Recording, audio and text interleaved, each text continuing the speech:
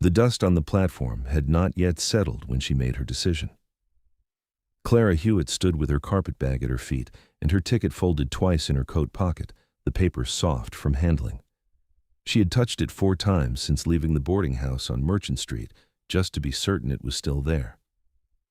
The train was due in 40 minutes, and the morning air carried the bite of an early October that meant business. She pulled her coat tighter and looked down the track toward the east, toward the direction of something known, something finished, something that at least had the decency to be over.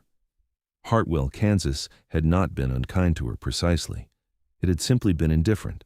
She had come 14 months ago in answer to an advertisement for a school teacher, had arrived to find the schoolhouse half collapsed from a summer storm, had been told the position was being reviewed, had waited and taught in a borrowed church space for 3 months before the town council declined to fund a formal salary. She had stayed on as a private tutor to 3 families, enough to cover the boarding house and very little else. She had kept ledgers for Dunmore's Mercantile on Saturday mornings for $2 a week. She had written letters and received none. She had been, in every measurable way, surviving. Now she was leaving. The decision had come quietly, the way decisions made from exhaustion always do. Not with anger, not with grief. Just the flat recognition that there was nothing left here to wait for, and that waiting itself had become its own kind of poverty. She heard the boots before she heard the voice. Heavy, deliberate, the sound of a man who did not soften his step for anyone. Miss Hewitt. Eli Voss stood at the edge of the platform, hat in hand. He was a tall man, lean in the way of men who worked outdoors and forgot to eat, with a jaw cut from the same limestone as the land he worked. She had seen him perhaps a dozen times. He owned the Voss spread 4 miles north of town. She knew this because she had balanced Dunmore's accounts and seen the amount he spent on fence wire and feed. She did not know why he was holding his hat. "Mr. Voss," she said. He looked at the carpet bag. He looked at the ticket in her hand, which she had taken out again without realizing. He looked at the track. "You're leaving," he said. "The train comes at 9:30. "I have a proposition," he said. He turned his hat once in his hands, the brim rotating through his grip. "My wife passed 16 months ago. Fever. I have 3 children. Nora, she's 8, twins James and Samuel, they just turned 6. I have 40 acres under cultivation, 230 head, a foreman I trust, and a ranch house that runs on determination and very little else. I need someone who can manage the house, keep the accounts, help with the children, someone capable. Someone who will not leave the first time things go hard." Clara looked at him. The morning light was flat and gray and entirely without romance. "You're describing a housekeeper," she said. "I'm describing a wife." The word landed between them like something dropped from a height. She did not step back from it. She had not come this far by stepping back from hard words. "Mr. Voss." "We have spoken perhaps 4 times. 5, he said. "I know what I need, Miss Hewitt, and I know what I'm looking at. You've been in this town 14 months. I've watched you manage Dunmore's books without error. I've seen you quiet a room full of farm children who had no reason to listen to a stranger. I was at the church the morning Reverend Aldous questioned your accounting in front of the congregation, and you corrected him with the ledger open in your lap without raising your voice." Something shifted in his expression, not warmth, exactly, but assessment, confirming a held belief. "I need someone capable. I'm not asking for more than that." She took the document he produced from his coat. The paper was clean, the handwriting careful. She read it. He waited without fidgeting, without speaking, which she noted. The terms were plain, her name on the deed as co-owner upon completion of 1 year, $8 a month, a clause about the children's schooling, a clause about her right to correspondence and travel. There was nothing in the document that asked her to perform happiness. She folded it again. "Your children," she said. "Do they know you're here?" For the first time, something crossed his face that she could not immediately classify. It was gone before she could name it. "They know I was coming," he said. She looked at the track one more time. She thought about Ohio. She thought about her sister's husband's face at the breakfast table. She thought about the 40-minute wait and the particular emptiness of leaving a place that never quite became yours. She picked up her carpet bag. "I'll want my own room. You'll have it. Access to all financial records from the day I arrive. Done." If this does not suit after 90 days, I want the right to leave without penalty." Agreed. She did not offer her hand. He did not offer his. They walked off the platform together, and the train came through Hartwell 40 minutes later and left again without her. The road north was 4 miles of hard-packed dirt and October silence, the plains spreading wide on either side like a held breath. The wagon seat was narrow, and she sat with her carpetbag between her feet, her hands folded in her lap, watching the land. He did not attempt conversation. She appreciated this more than she could have explained. She had spent 14 months in a town that filled every silence with opinion, and the quiet of this journey felt almost like respect. She watched him drive. His hands on the reins were practiced and unhurried. He was not a young man, late 30s, perhaps 40, and the lines on his face were the kind made by weather and squinting at distances, not by laughter. He had said perhaps 20 sentences to her across their entire acquaintance. She thought about what it meant that she had agreed to share a house with a man whose voice she could not yet hear clearly in her mind when she tried to recall it. The ranch appeared first as a dark shape against the pale sky, then resolved into a main house, 2 outbuildings, a large barn, and a network of fencing that ran in every direction like an argument about boundaries. The house was weathered to gray with a front porch that sagged on the left side and a chimney already sending smoke into the morning air. It was not beautiful. It was standing, which was its own statement. 3 figures stood on the porch. The girl was taller than the boys, dark hair in 2 braids coming apart, an expression of careful assessment that reminded Clara uncomfortably of her father's face. The twins stood slightly behind her, one gripping the railing, the other watching the wagon with his chin lifted in precise imitation of the man driving it. Eli pulled the wagon to a stop. He climbed down. He did not immediately go to the children. He walked to her side of the wagon and stood, which she took to mean he was offering assistance she had not asked for. She climbed down without it. The girl came off the porch and stopped 3 feet away. "You're Miss Hewitt." "I am. Papa said you were a teacher." "I was. For a time." She looked at the carpetbag. "Is that all you brought?" "It's a reasonable question," Clara said, meeting the girl's eyes without flinching. "It is all I brought. I didn't see the use in carrying things I didn't need." Nora Voss looked at her for a long moment, then at her father, then back at Clara with an expression that had shifted very slightly in a direction Clara could not yet read. The quieter twin came down the steps and stopped directly in front of her, looking up with brown eyes too serious for a 6-year-old. "Are you staying?" Clara looked at the sagging porch and the smoke and the wide flat plains pressing in from all directions. She looked at the child's face. "For now," she said. He considered this, nodded as though it were sufficient, and went back inside. The inside of the ranch house was what a house becomes when a competent woman has been absent from it for 16 months, not filthy but defeated. The kitchen held a large iron stove, a table that had seen better decades, 3 mismatched chairs and 1 repaired with wire, a provisions shelf that needed inventory, and a window that let in good northern light. The stovepipe fitting was sitting on the floor beside the stove with a rag wrapped around it and a clear gap where it should have connected. Clara set down her coat and rolled her sleeves. "Where are your tools?" Eli turned from the doorway and looked at her hands, then at the stovepipe.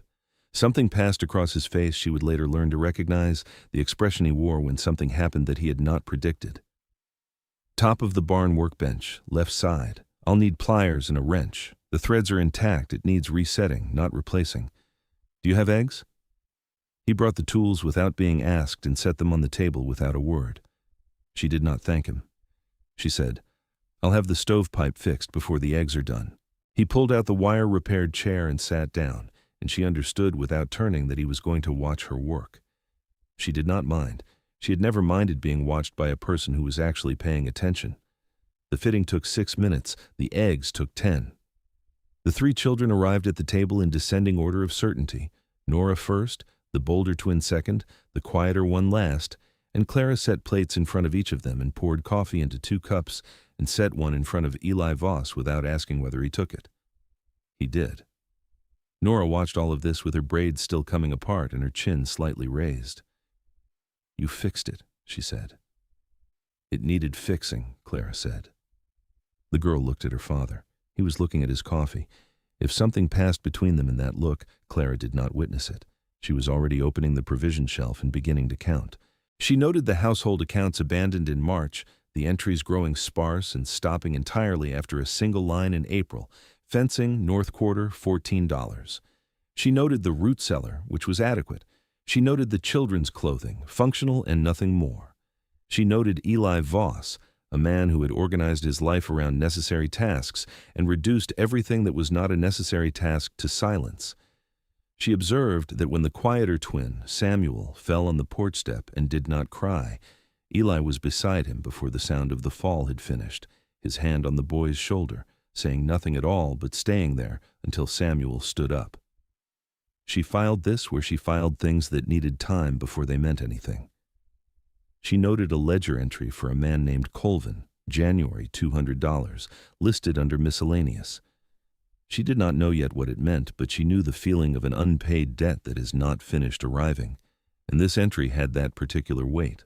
At dusk, Eli appeared in the doorway. The room. Second door on the right. There's a quilt. It was my mother's. You can use it. He was looking at the wall to the left of her head. Thank you, she said. He nodded once and withdrew, and she sat with the lamp and the ledger and thought, I am here until I am not. That's enough to work with. 3 days passed in the way of days too full to feel long.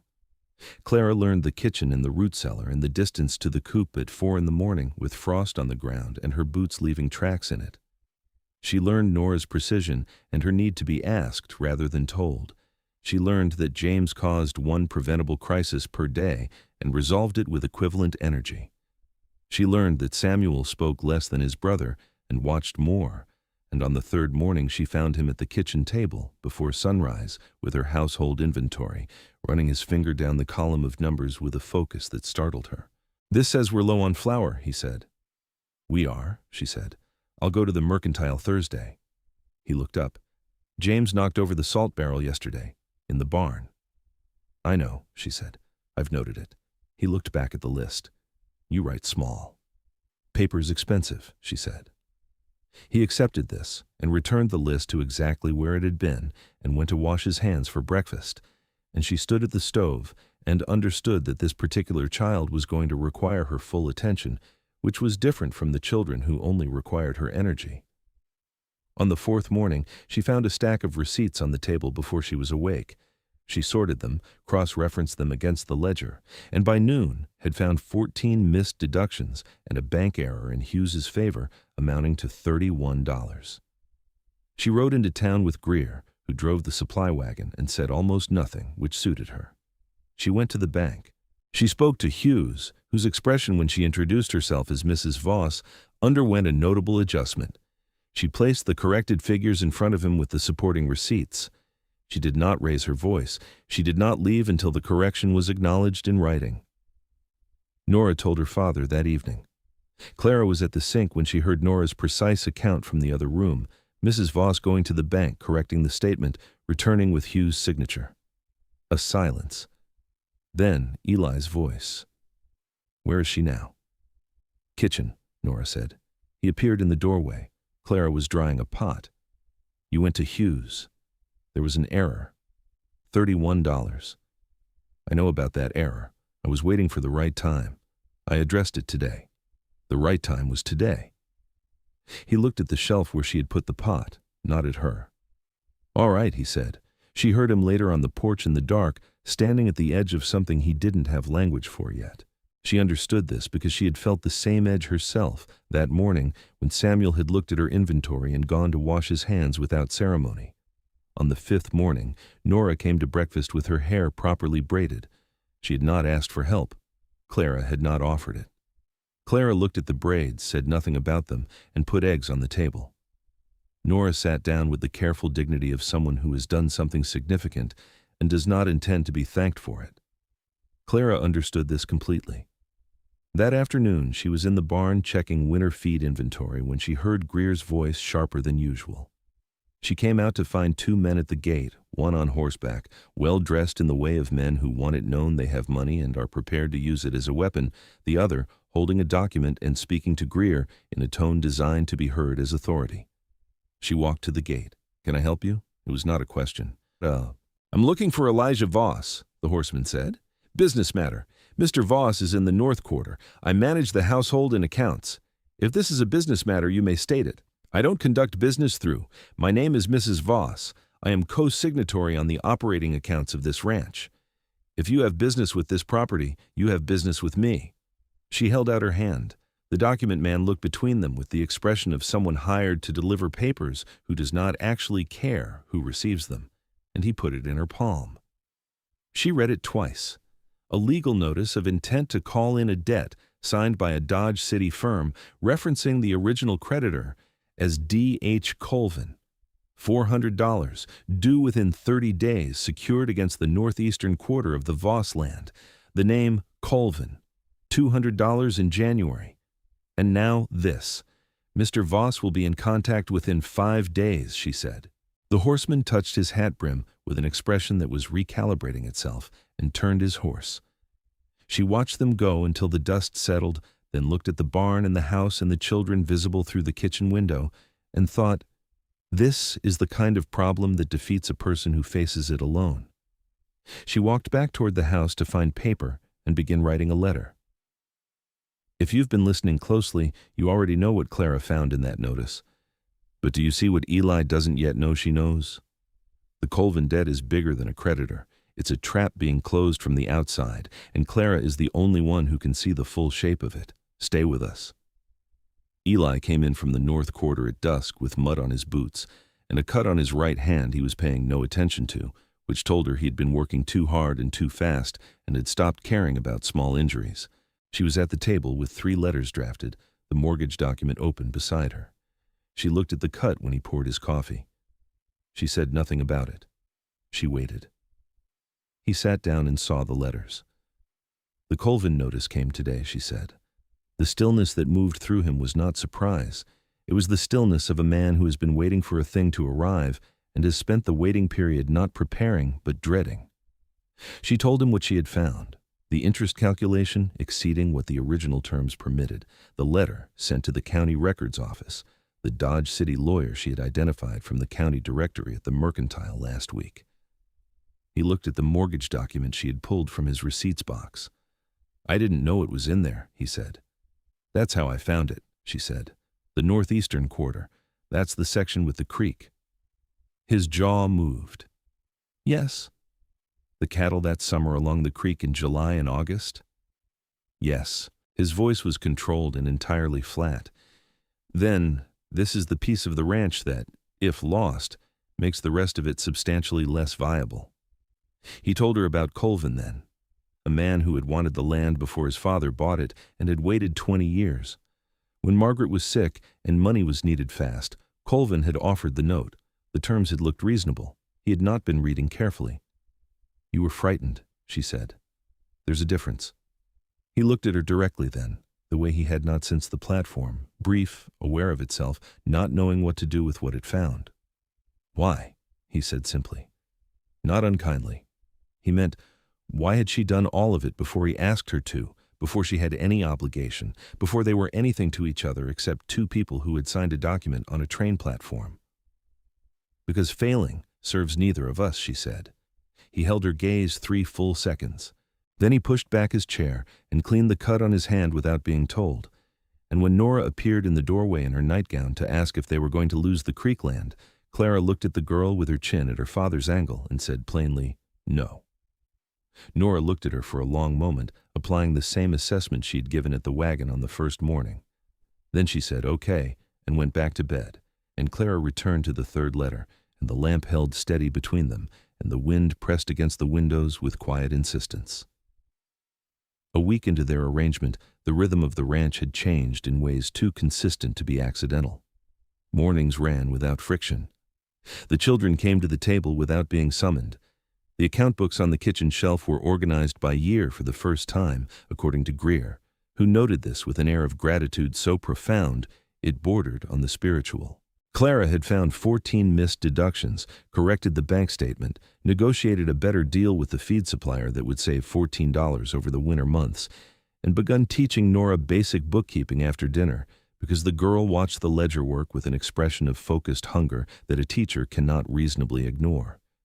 She had not examined what any of this meant. She was working. That was what the arrangement called for. Eli said her name differently on the 8th day. She was in the barn assessing moisture damage in the winter feed stack, crouching beside the near bales when she heard him come in. She did not turn.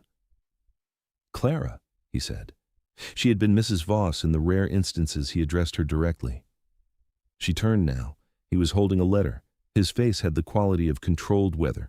Colvin's firm had written back, maintaining the $400 calculation and adding, almost as an aside, that the county magistrate had been notified. She read that line twice. "He's been talking to the magistrate," she said. "Aldous," Eli said, and the name carried a long history. His cousin. "We've had disagreements, more than one. A creditor with a legally questionable note, a magistrate who was family, and a 30-day window." She folded the letter and looked at the barn wall and ran through the sequence of what needed to happen, in what order, with what documentation. "I need to go to the courthouse," she said. "Not to file, to look. Aldous cannot alter a county record without witnesses. Greer can take you Thursday." "I said I'll take you," he said. She looked at him. He was looking at the barn wall behind her. "All right," she said. They rode in early, the street still holding the gray quality of a day not yet decided on its character. The courthouse clerk was a thin man named Webb, who received her request without expression and produced the documents with the efficiency of someone who took the public nature of public records seriously. She read the original note at a standing table by the window.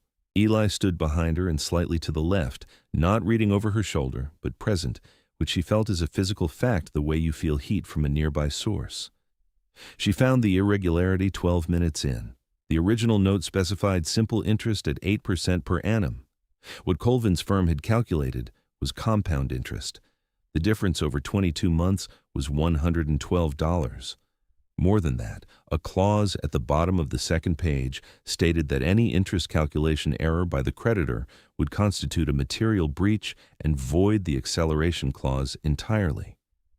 She read that clause twice. She looked at the window.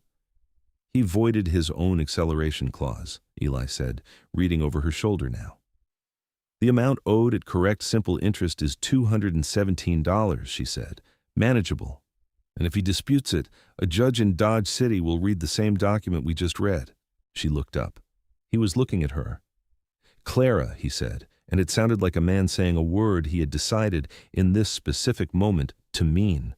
"This would have taken a lawyer 3 weeks and more money than I have." "I know," she said. "I'm not a lawyer." "No," he said. "You're not." They were back on the road by 10:30. The snow began somewhere between the courthouse and the ranch turnoff, light exploratory flakes that couldn't decide whether they were committed. The plains went white and quiet under it. Eli slowed the horses, not to a stop, just slower, as though the distance had become something he was not in a hurry to close. She did not ask why. She let the slower pace be what it was. "My father built this ranch on that water," he said. "Dug the first channel by hand, him and one hired man, 6 weeks in summer. I am not losing the water." "You won't," she said. "You don't know that." "I know the law on this point is clear and the documentation is dated," she said. "And I know I am not done yet," he said quietly, as though reporting something observed from a distance. "No, you're not."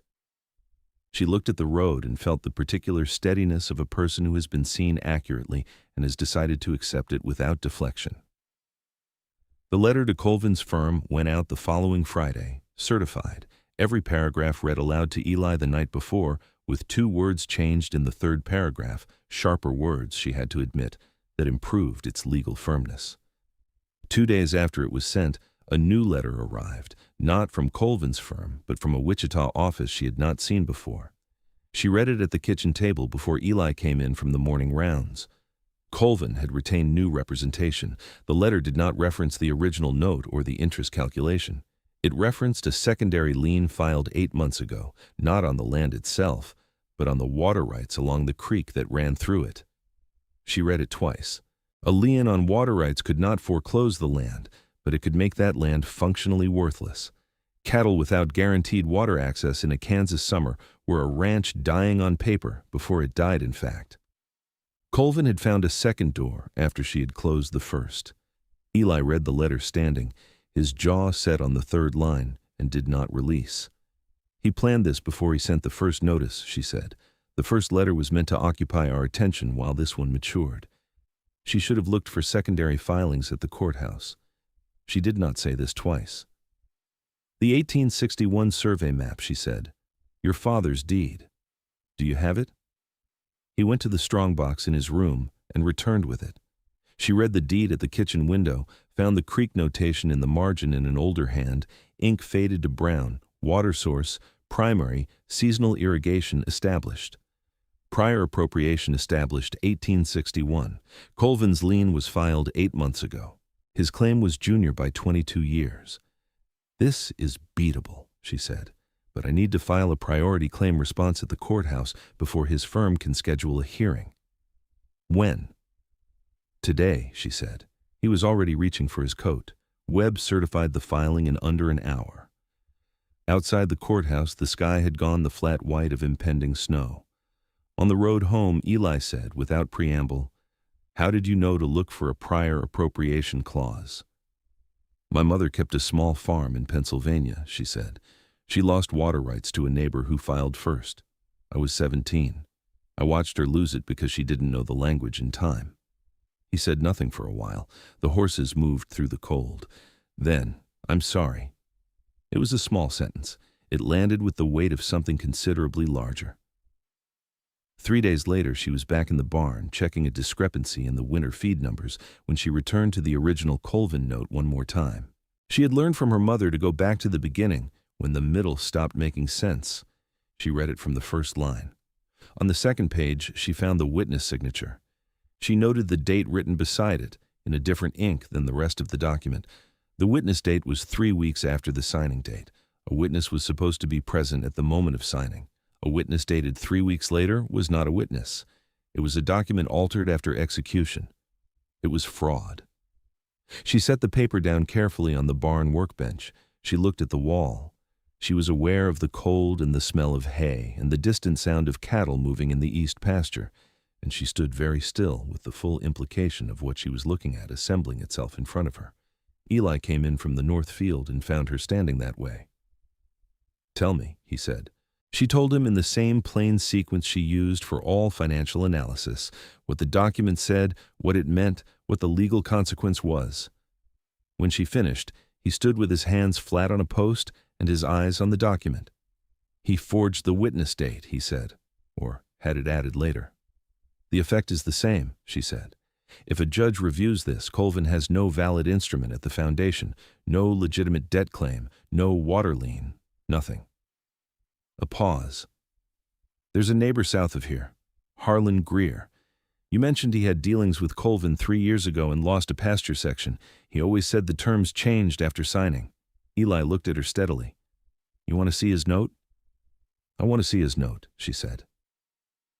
They rode to Harlan's the next morning under a sky that had cleared to a hard, cold blue. Harlan was a thick-set man in his 50s with a beard gone white at the edges and eyes that took their time before they trusted anything. He came onto the porch when he saw the wagon and looked at Eli and then at Clara with the careful assessment of a man who has heard things and is now comparing them to what he sees. Eli introduced her plainly. "My wife. She's been handling the Colvin matter." Harlan considered this a moment, then said, "Come inside," which from a man like Harlan was the equivalent of a considerably warmer welcome from anyone else. He produced his original note from a tin box without ceremony. She found the witness signature. She looked at the date. Different ink. 3 weeks after signing, to the day. The same hand on the witness line as the Voss document. She looked up. "He did this to you too," she said. Harlan's jaw moved. "I lost the south pasture section," he said. "Couldn't prove anything. Didn't know what I was looking at." "You do now," she said. "This document alongside ours establishes a pattern. A judge in Dodge City won't be looking at one man's claim of fraud. He'll be looking at a practice." He looked at her for a long moment, then at Eli, then back at Clara with the expression of a man recalibrating something fundamental. "Take the original," he said. "I want that pasture back." On the ride home, snow coming down light and patient, Eli said, he chose his targets carefully. Men who were distracted. Men who were grieving. A pause. Men like me. Yes, she said. She did not soften it. He was wrong to think that was a permanent condition. He was quiet for a moment, looking at the road. Then, my father would have liked you. It was the most unguarded thing he had said across all their weeks together. She held it carefully. I would have liked to know him, she said. They pulled into the yard. He helped her down, and this time his hand stayed at her arm a moment longer than necessary, and she did not move away from it, and they stood in the cold yard for a breath's length with the documents between them and the ranch around them and the children's noise coming from inside. Then Nora opened the front door. There's a man at the east gate. Been sitting there 20 minutes. Greer says he's not a neighbor. The man at the gate was a messenger in a clean city coat. He handed Eli a notice of emergency hearing. Magistrate Aldous had scheduled a review of the Voss land parcel for Friday, 3 days away. Colvin Holdings, a new filing entity, had petitioned under a public record dispute provision. Aldous had given Colvin a procedural door when all the substantive ones had been closed. She read the filing on the road back to the house. She raised her hand slowly toward Eli's arm. Then she lowered it and kept walking, because there was not time yet for what her hand had been reaching toward. This is a last effort to frighten us into settling, she said. Can Aldous actually rule against us? Eli said. Not correctly, she said, but a friendly magistrate in a county hearing has latitude, and latitude can be abused. If he rules in Colvin's favor before we can get a Dodge City lawyer before the bench, reversing it takes months we don't have before winter closes the roads. She stopped walking and turned to face him. I need to write 4 letters tonight. The Dodge City lawyer. I need a sworn affidavit by fastest post, even if he cannot appear in person. Harlan Greer. I need him at that hearing with his original document. Webb at the record room. I need a certified statement of our priority filing date. And the county clerk in Wichita, because Aldous scheduling an emergency hearing on a disputed claim with a creditor he is related to by marriage is itself a procedural violation. They wrote them at the kitchen table until past midnight. The children were in bed. Greer had ridden to Harlan's directly. The lamp burned low between them, and she wrote and he read each draft and occasionally suggested a harder word, and the kitchen held the particular intimacy of shared work at a late hour, the kind that strips everything unnecessary away and leaves only what is true. At some point, Samuel appeared in the doorway in his nightclothes. He looked at the letters. He looked at Clara. Is it going to be all right? He said. Yes, she said. He looked at her with the careful measurement of a child who has learned to weigh the reliability of adults very precisely against experience. Then he nodded, once, the way his father nodded, and went back to bed. Eli watched the empty doorway. He hasn't slept well since Margaret died, he said quietly. Most nights he's up twice. He hasn't come to the doorway like that in a year. Clara looked at the letter in her hand. She said nothing, because there was nothing to say that would not be too large for the moment. She held it quietly the way she held all the things she was not yet ready to put words to. She sealed the 4th letter at midnight. Eli sat back and looked at her, and she looked back, and neither of them looked away. Go to bed, he said finally. You'll need to be sharp on Friday. So will you, she said. He almost smiled, the full version this time, closer than it had ever come, the corners of his mouth moving toward something that would, in another week, become the real thing. Good night, Clara, he said. She took the lamp and went to the second door on the right and lay in the dark under his mother's quilt and thought about 4 letters stacked by the door and Friday coming fast. And she was not frightened. She was ready. She slept. Friday arrived without ceremony, the sky pale and indifferent. Clara wore her good coat, the dark one from the carpet bag, the one she had worn on the platform the morning she had almost left. It felt correct to wear it today. Eli was already in the kitchen when she came in, dressed in his good shirt with his hair combed, which she had never seen before, and the sight of it settled something in her chest that she did not have a name for yet. He poured her coffee without looking up. Harlan Greer was in the yard by 7 with his original note in his breast pocket and the expression of a man who had been waiting 3 years for this particular morning. The Dodge City lawyer's affidavit had arrived the previous evening, sworn, notarized, stating clearly that the witness date discrepancy on both notes constituted evidence of post-execution alteration and the hallmarks of a systematic, fraudulent practice. Nora stood on the porch as they prepared to leave, her hair braided with particular care, her chin at the angle she shared with her father. "Win," she said. It was addressed to both of them. Clara looked at the girl and felt something move through her chest that she recognized now, did not flinch from, and did not need to name aloud. "We will," she said. The courthouse was fuller than Clara expected. Word had moved through Hartwell the way it always did, invisibly, completely, ahead of the people it concerned. Dunmore from the Mercantile stood along the back wall.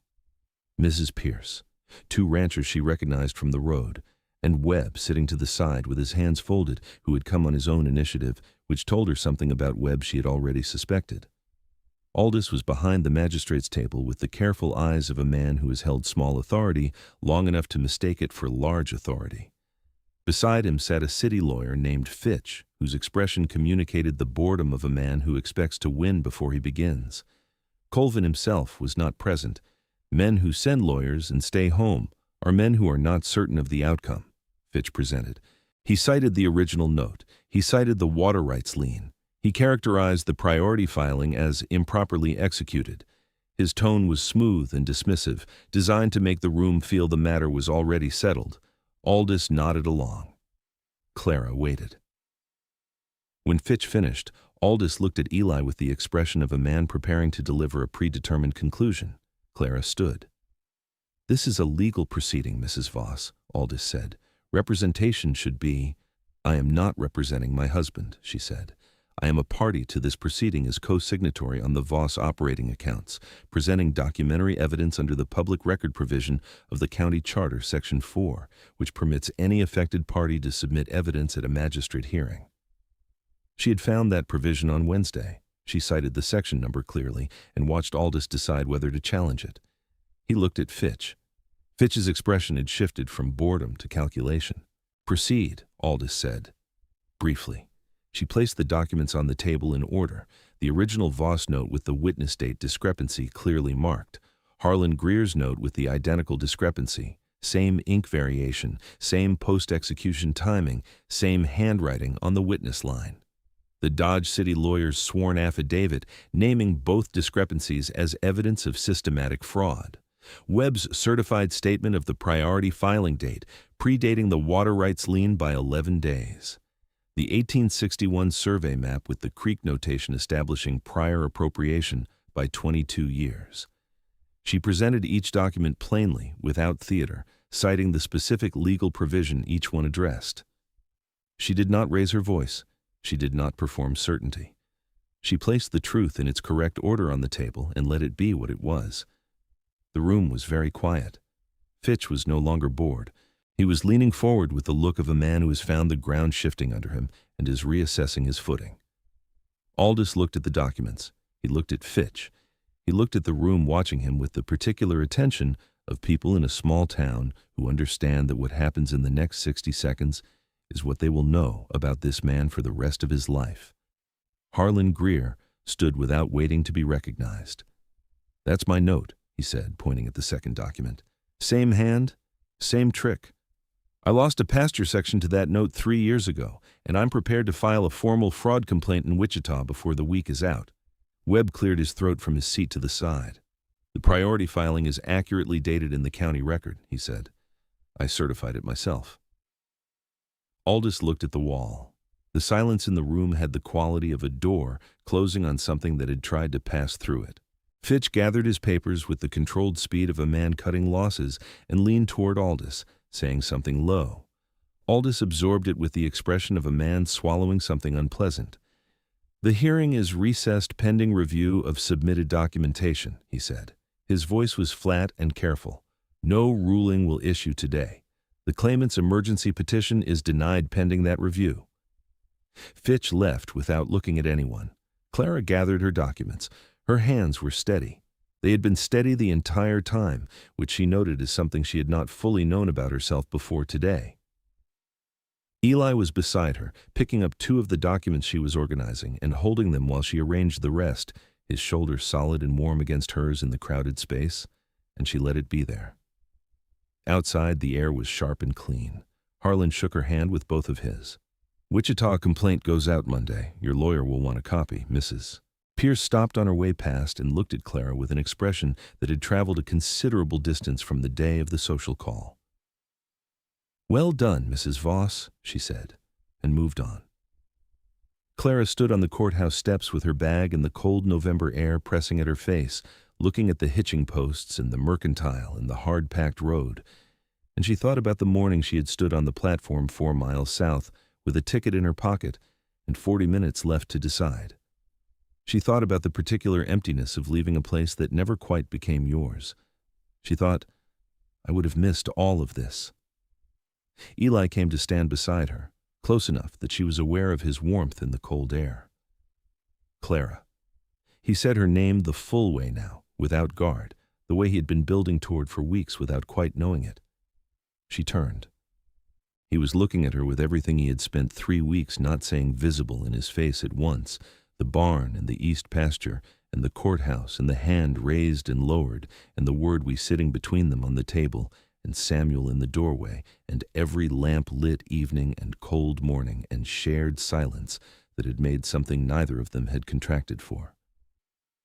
"I know what this was supposed to be," he said, "the arrangement, the 90 days. He looked at the road the way he looked at things he was deciding how to approach. "I don't want the 90 days. I want you to stay, not because of the accounts or the children or the land." He looked at her directly. "Because of you. Specifically." She thought about the ticket still in her coat pocket, folded twice, soft from handling. She thought about Ohio and her sister's husband's face at the breakfast table. She thought about a girl braiding her own hair without being asked, and a boy standing in a doorway at midnight to ask if things were going to be all right, and a man's hand around hers in the cold air outside the east gate, 5 seconds, deliberate. "All right," she said, plainly, without hesitation, the way she said things she had decided completely. Something crossed his face that was not almost a smile. It was the real one, unhurried, entirely unguarded, and it changed the lines of his face in a way that made him look briefly like the man he might have been before grief and pride and isolation had built their long residence in him. He offered his hand, not to help her down from anything, just his hand open in the cold air between them. She took it. They walked down the courthouse steps together and into the hard, clean light of a November morning in Hartwell, Kansas, and the wagon was waiting, and the road ran straight and pale through the white plains toward a ranch house with smoke rising from the chimney and 3 children who had been watching from the porch since before breakfast. On the road home, she reached into her coat pocket and took out the train ticket, folded twice, soft from handling. She held it for a moment, felt the weight of every decision compressed into that small square of paper, the morning on the platform, the 40 minutes, the choice she had almost made.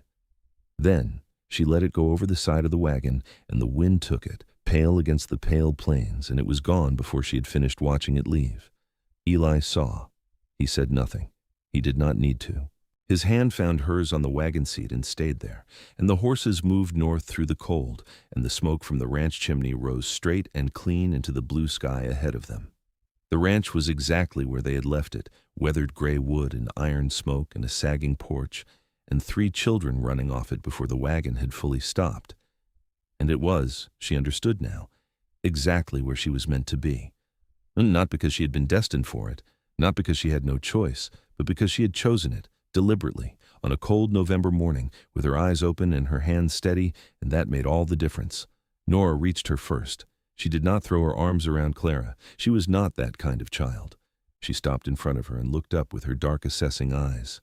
"You won," she said. "We won," Clara said. Nora looked at her father, then back at Clara. Something in her face settled into a new arrangement, something permanent, something that had been deciding itself for 3 weeks and had now decided entirely. "Come inside," Nora said. "I kept the stove."